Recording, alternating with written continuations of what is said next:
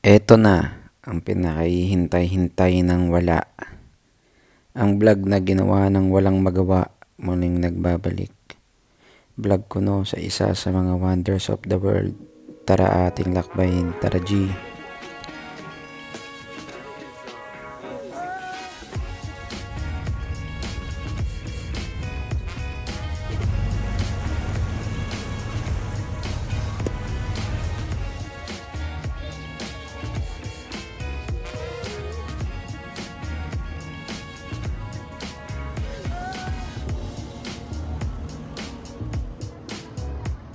Nandito tayo ngayon sa Sacred Valley ng Peru, sa ilagang parte ng Cusco kung saan nakatira ang dating makapangyarihang tribo ng mga Inca.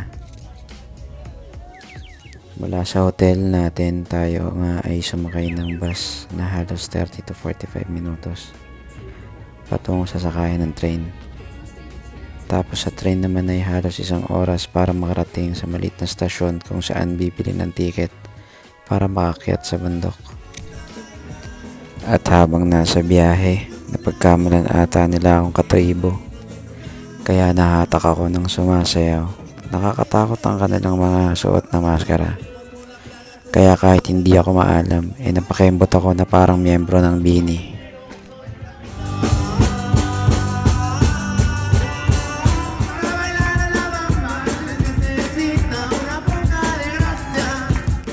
At sa wakas, natapos din ang sayawan at nakarating na tayo sa paa ng bundok. Mula naman dito, maaring lakarin pataas or mag-hike ng 2 hanggang 4 na oras. Ngunit tamad nga pala tayo kaya naisip natin sumakay na lang ng bus paakyat.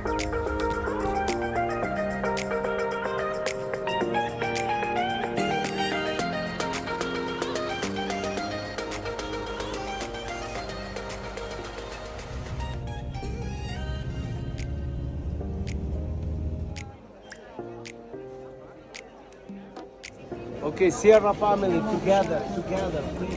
Passport and ticket. Get open your passport. At sa haba-haba ng ating paglalakbay, narating din natin ang The Lost City o tinatawag nilang Machu Picchu. Muli na naman akong nagbabalik upang magbigay ng mga impormasyong di nyo magagamit. Ginawa ito noong 15th century, panahon na wala pang gulong para buhatin ang mga bato o bakal na pamukpok para iguhit ang mga pader. Ngunit maganda ang pagkakahiwa ng mga bato na ito. Kaya nilang tumayo sa matinding lindol kaya napanatili nila ang ganda nito. Hanggang ngayon ay di pa din alam ng mga eksperto o kahit ng mga taga dito kung para saan ang bayan na ito. Ngunit maaari daw itong sambahan, base ng hukbo ng sandatang lakas ng tribo, paaralan ng mamamayang Inca o taguan ng mga importanteng tao kung sakaling matatalo sila sa gera. Kung ikaw naman ay mamamayan o miyembro ng tribong Inca, maaari kang mamili ng trabaho sa 3. Ang una ay maging construction worker o yung gumagawa ng mga struktura ng bayan. Kasama dyan ang ilog, daanan ng tubig, mga bahay, mga sambahan, mga kalsada. Pangalawa naman ay maging sundalo o mandirigma, ang pakikipaglaban sa ibang tribo o pagdepensa sa iyong bayan, ang iyong magiging pangunahing trabaho.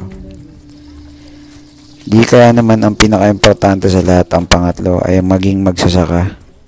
Taga-supply ng pagkain sa bayan, kasama dito ang pag-alaga ng alpaka at lama.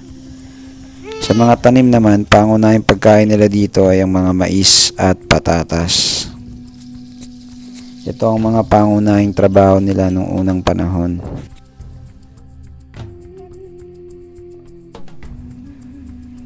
Panay ka nood, mag-like ka hoy.